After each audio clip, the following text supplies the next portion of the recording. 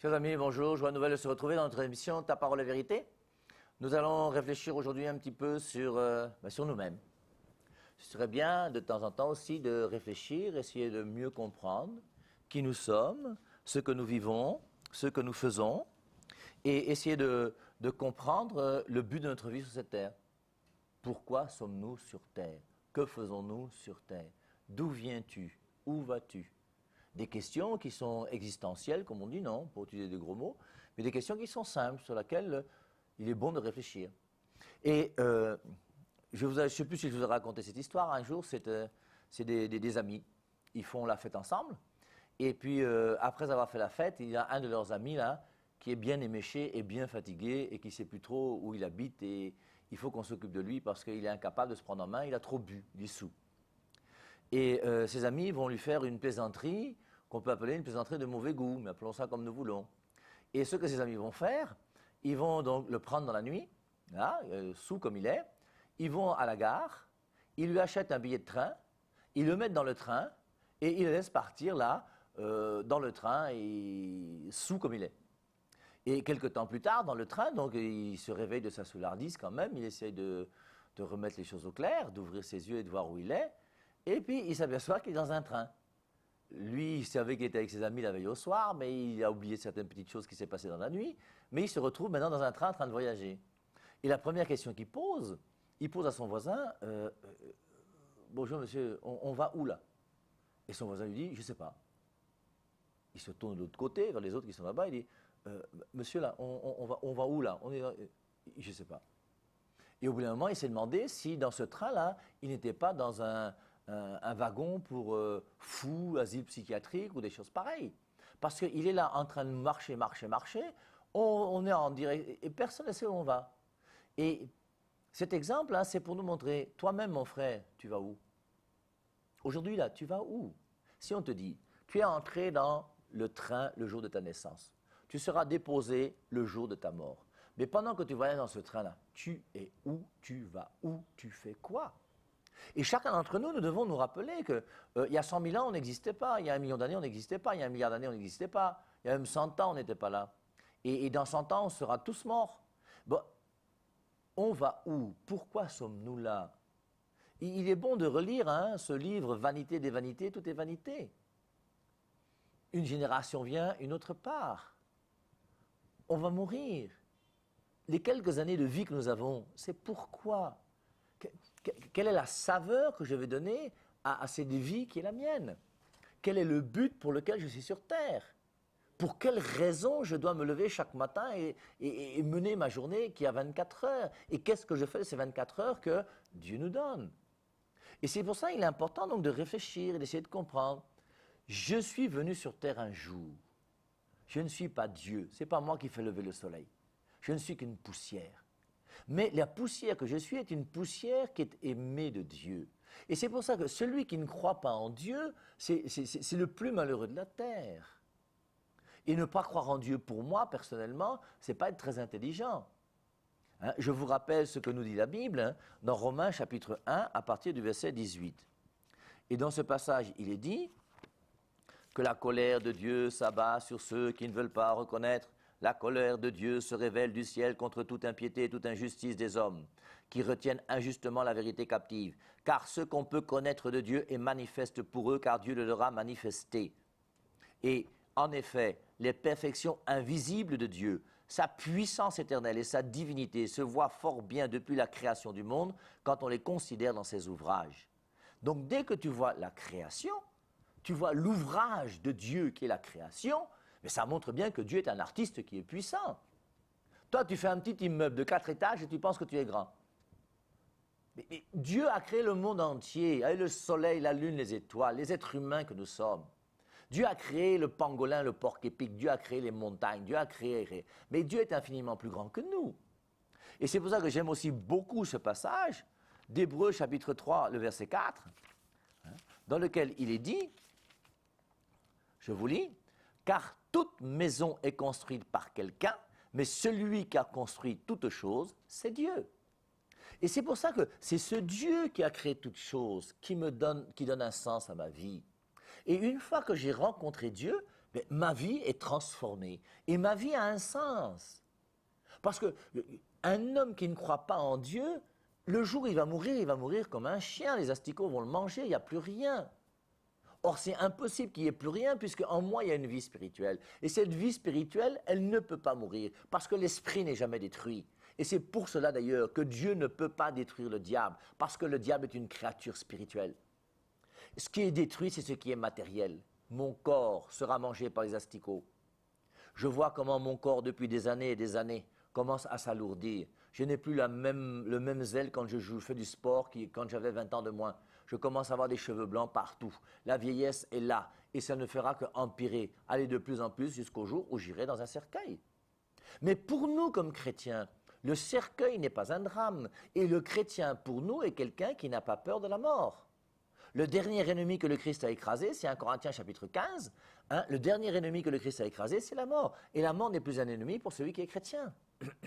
Et c'est pour ça que grâce à Dieu, je vais comprendre qu'il y a un plan de Dieu sur moi. Je vais vous citer 3 versets, dont un verset qui ne nous regarde pas directement aujourd'hui, mais il est tellement beau. C'est Romains, chapitre 8, verset 28. Ensuite, verset 29 et verset 30. Et ces 3 versets sont très beaux. Romains 8, 28, c'est « Tout concourt au bien de ceux qui aiment Dieu ». Et quand quelqu'un aime Dieu, tout concourt à son bien. Ensuite, juste après ce passage de Romains 8, 28, il est dit « Ceux qu'il a connus d'avance, il les a prédestinés ». Et Dieu a connu d'avance l'homme qu'il allait mettre sur la terre. Ceux qu'il a connus d'avance, il les a prédestinés à devenir semblables à son Fils. Alors, je reprends. Ceux qu'il a connus d'avance. Il a connu d'avance qui? Il a connu d'avance l'homme qu'il allait mettre sur la terre. Et l'homme qu'il allait mettre sur la terre, Dieu l'a d'abord pensé. Et Dieu a pensé l'homme en lui mettant une tête, un pied, le corps, le cœur, enfin tout ce qu'il y a. Et Dieu a pensé l'homme. Et quand il a pensé l'homme avec un but bien précis. Ceux qu'il a connus d'avance, il les a prédestinés. Et nous sommes prédestinés à devenir semblables à son Fils. Et son Fils, lui, il a la vie divine, et nous sommes appelés, nous qui avons la vie humaine, à pouvoir devenir son Fils en recevant la vie divine, tout ce qu'on appelle la nouvelle naissance. Donc, le plan de Dieu sur nous, ceux qu'il a connus d'avance, il les a prédestinés à devenir semblables à son Fils, afin que le Fils devienne le premier-né d'une multitude de frères. Ensuite, verset 30, ceux qu'il a prédestinés, il les a aussi appelés.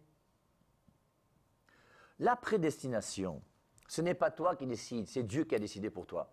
C'est Dieu qui t'a mis 2 yeux pour voir, un nez, une bouche, des dents, un sexe et tout le reste, ton estomac, la rate qui se dilate et tout le reste. C'est Dieu, Dieu t'a prédestiné et tout ce qu'il t'a donné, il te l'a donné pour que tu puisses devenir semblable à son Fils. Ça, c'est le plan de Dieu sur toi. Tu es content, tu n'es pas content, c'est le plan de Dieu sur toi et ça ne dépend pas de toi. Si tu as un nez au milieu du visage, ça ne dépend pas de toi. Si tu veux avoir un nez au niveau de l'épaule, c'est foutu. Tu n'auras jamais de nez au niveau de l'épaule. Parce que c'est Dieu qui t'a prédestiné. Et donc maintenant, ceux qu'il a prédestinés, il les a appelés. Maintenant, il y a un appel. Dieu t'appelle. Et est-ce que tu écoutes l'appel de Dieu? Il y a des gens qui écoutent l'émission du Père et Marie depuis 5 ans, 6 ans, je ne sais plus combien de temps. Maintenant, on est là chaque dimanche, oui. Mais depuis que Dieu t'appelle, tu es où? Tu fais quoi? Où en es-tu? Et maintenant, c'est toi qui réponds. Chacun d'entre nous est appelé. Moi, j'ai été appelé. J'ai quitté mon père, ma mère. Je suis entré dans la vie religieuse. Je suis devenu frère de Saint Jean. Bon, chacun a son appel. Toi, Dieu t'a prédestiné. Maintenant qu'il y a le plan de Dieu sur toi, ce plan de Dieu, qu'est-ce que tu en fais? Tu le mets à la poubelle. Tu dis à Dieu que moi, j'ai besoin de toi. Laisse-moi vivre ma vie comme je veux. C'est toi qui t'es créé toi-même. C'est toi qui tu sais quand tu vas mourir. Mais au bout d'un moment, il faut quand même qu'on soit vigilant et qu'on sache que nous avons été prédestinés par Dieu, un Dieu qui est bon et qui nous aime et qui veut notre bonheur. Et notre bonheur, c'est de pouvoir accepter son appel. Quand tu appelles ton enfant, tu appelles ton enfant, il ne vient pas, tu fais comment? Mais tu vas le punir, tu vas le sanctionner. Et Dieu lui-même qui t'a prédestiné, il t'appelle. Et maintenant qu'il t'appelle, tu fais quoi? Et c'est pour ça que c'est toujours la même chose. Tu as le choix. Tu as le choix. Tu peux choisir. Et c'est toi qui choisis ta vie, comme tu veux. Dieu t'appelle. Tu dis oui, tu dis non. Je vous rappelle Deutéronome 30:15. Je mets devant toi le bonheur et le malheur, la vie et la mort, la bénédiction et la malédiction, choisis. Maintenant, prenons nos amis les saints. Ils ont choisi. Judas fait partie des 12 apôtres. Et Judas, lui aussi, il a été appelé comme tout le monde. Tous les hommes ont été prédestinés par Dieu. Et maintenant que Dieu nous appelle, qu'est-ce qu'on fait? On répond comment? Et il y a la réponse de Marie, et il y a la réponse de Judas. Je vous rappelle que le roi Hérode a vu Jésus. Judas a vu Jésus. Marie a vu Jésus. Les pharisiens et les scribes ont vu Jésus.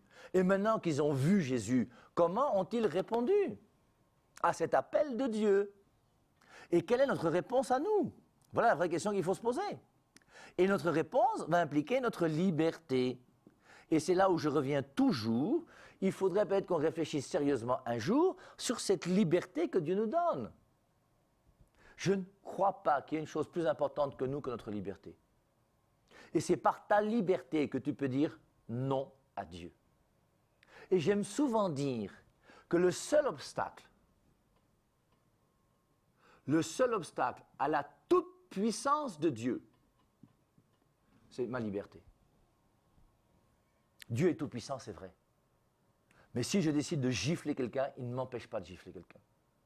Et ma liberté, quelque part, j'ai envie de dire, est plus forte que la toute-puissance de Dieu. Puisque Dieu me laisse libre de faire ce que je veux. C'est extraordinaire.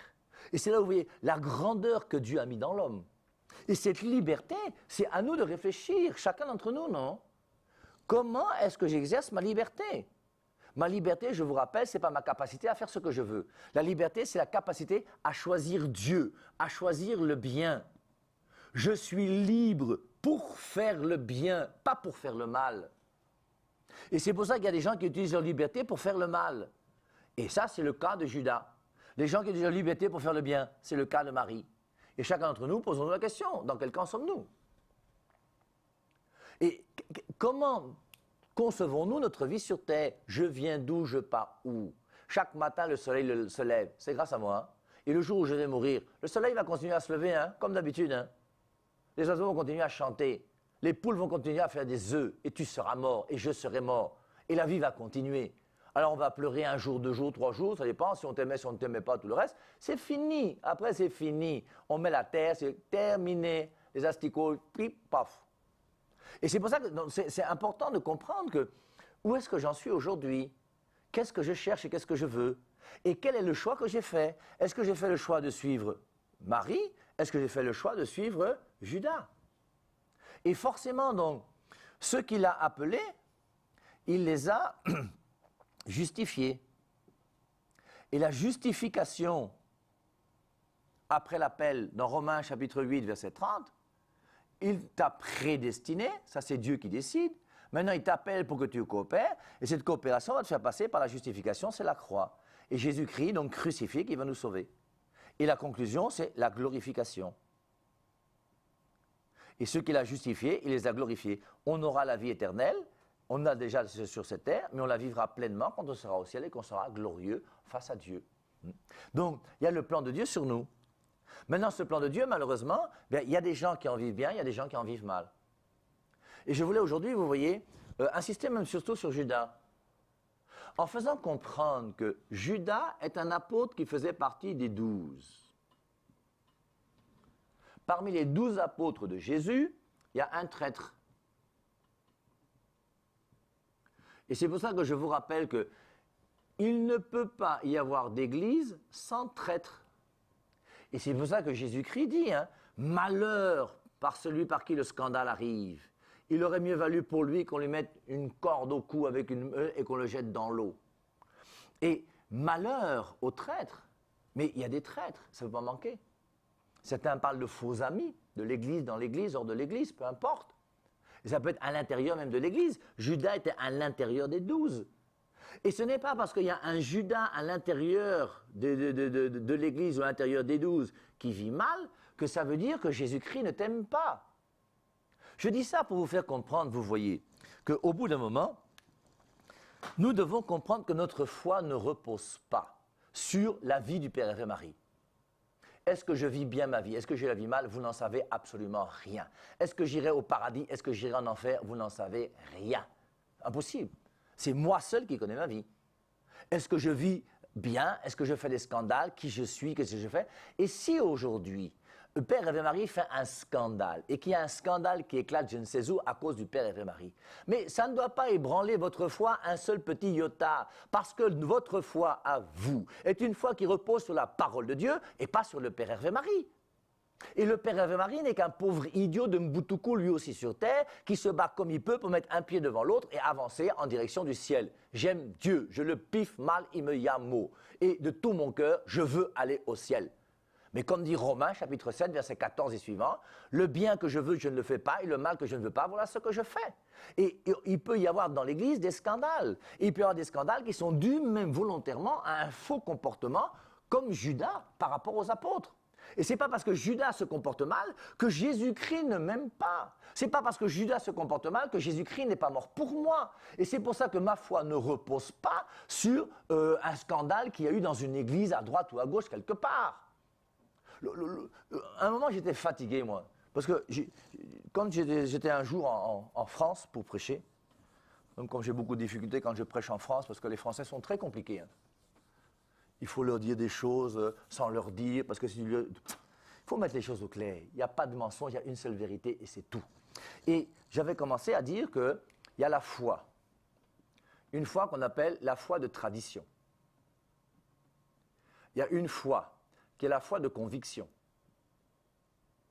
Et j'ai ajouté une troisième.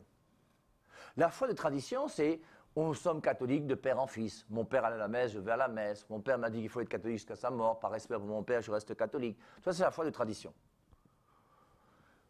Maintenant, il faut que cette foi de tradition devienne une foi de conviction. Il faut donc que la foi que mon père et ma mère m'ont enseignée et m'ont donnée soit une foi que moi-même j'accepte de vivre. Il faut que je puisse le vivre en étant convaincu que je suis dans la vérité, que ce que je fais est bien. Ça, c'est capital. Mais aujourd'hui, par exemple, en France, je ne dirais pas ça pour le Cameroun, mais en France, il y a une foi aussi, qui est la foi des médias. Et vous avez des journalistes, alors les Mboutoukou pour une fois, des gens qui vous annoncent n'importe quoi, qui vous disent n'importe quoi, qui savent, je ne sais même pas s'ils savent ce que c'est que la religion catholique, mais aujourd'hui, la religion catholique, quand tu regardes les médias, c'est que nous, les catholiques, nous sommes, les plus grands tueurs du monde, à travers l'Inquisition et les croisades. Ce qui est complètement faux, hein. Je vous rappelle que l'islam a tué 180 millions de personnes, hein, alors que nous, on est à quelques petits millions avec l'Inquisition et les croisades.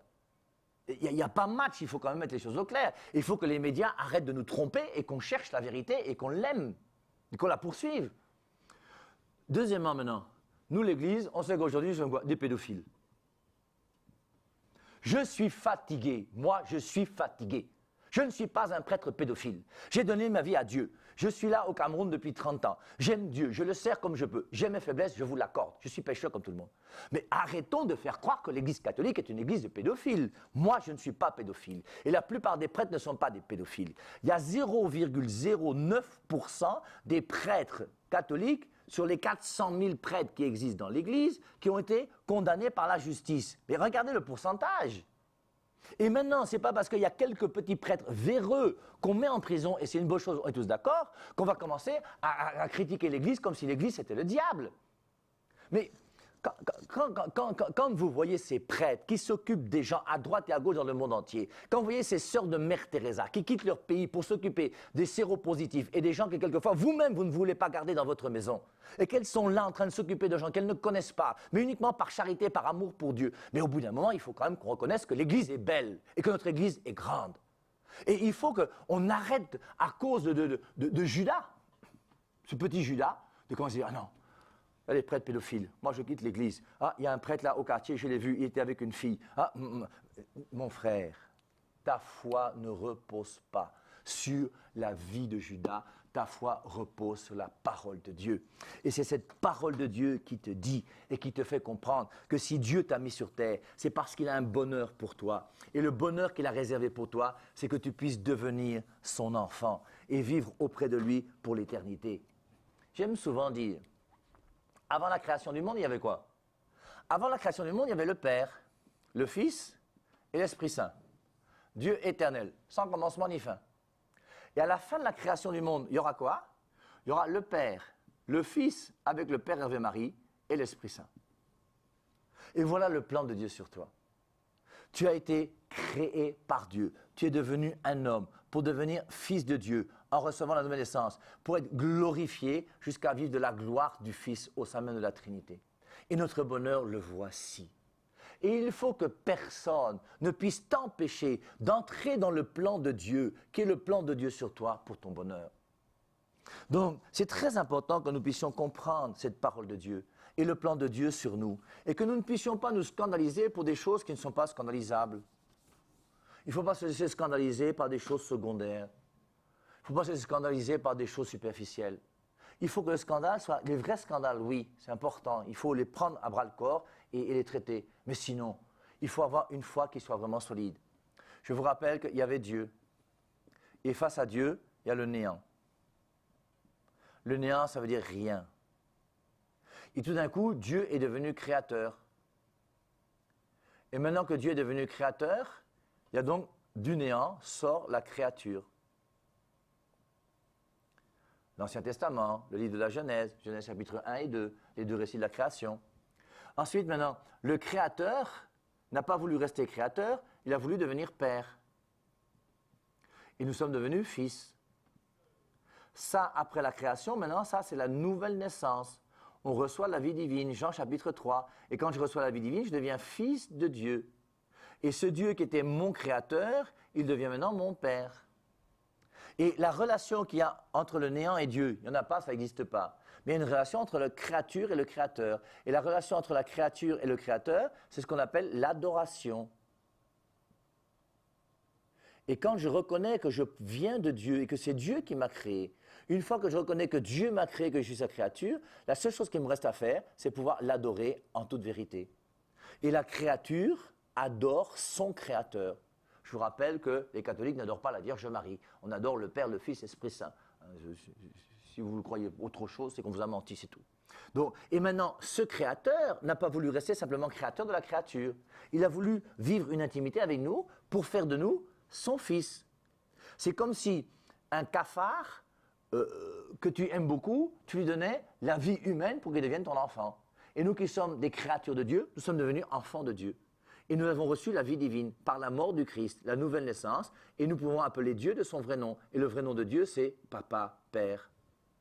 Et lorsque Jésus-Christ est venu sur terre, il nous dit, je ne vous appelle plus serviteur, mais je vous appelle mes amis. Et Jésus-Christ, qui est l'ami avec un grand A, devient mon ami à moi avec un petit a. Je le piffe mal, il me yamo, on est ensemble, lui et moi. Et c'est extraordinaire, vous voyez, de voir le plan de Dieu sur nous. D'où viens-tu ? Nous étions néants. Et c'est bon hein, de se rappeler qu'un jour, il y a 100 ans, il y a 100 000 ans, tu n'existais pas, tu n'étais rien. Et aujourd'hui, il ne faut pas te prendre trop au sérieux. Je te rappelle que ta vie est relative à une boule de couscous. Sans le couscous, tu meurs. Le manioc dans le champ, là, c'est ton sauveur. Le TAPS chez les étudiants, qu'ils appellent le sauveur, parce que c'est ça qui les sauve quand ils sont en pénurie, en difficulté financière. Donc, face à Dieu le néant, Dieu devient créateur, je deviens sa créature. Il a voulu que je puisse devenir son fils et il devient mon père. Et ensuite, nous faisons notre amitié. Et c'est pour ça que cette amitié va se terminer par l'Eucharistie. Le corps à corps que je vis avec Jésus. Le corps à corps est réservé entre l'homme et la femme dans le mariage. Et Dieu a voulu qu'il y ait ici le corps à corps entre Jésus-Christ et nous pour nous montrer son plan sur chacun et chacune d'entre nous. Donc, soyons vigilants, sachons quel train nous avons pris. Ce petit homme qui était saoul a pris un train. Où vas-tu? Il ne sait pas. Eh bien, il faut que chacun d'entre nous puissions réfléchir. Où est-ce que nous allons? Nous sommes arrivés quand? Nous allons partir quand? Et une chose qui est sûre, c'est que la mort frappe tous ceux qui sont autour de nous. On a enterré des gens qui sont plus jeunes que nous, des gens qui sont plus vieux que nous. Un jour, on nous enterrera, ça ne peut pas manquer. Nous tous, nous passerons un jour par la mort. Et maintenant, il ne faut pas que la mort soit quelque chose qui nous détruise. Hein. Il ne faut pas qu'on ait peur de la mort, mais qu'on sache que la mort viendra un jour, mais qu'au-delà de cette mort, nous croyons en Dieu et que Dieu nous donnera cette vie éternelle auprès de lui pour toujours. Loué soit Jésus-Christ et à dimanche prochain.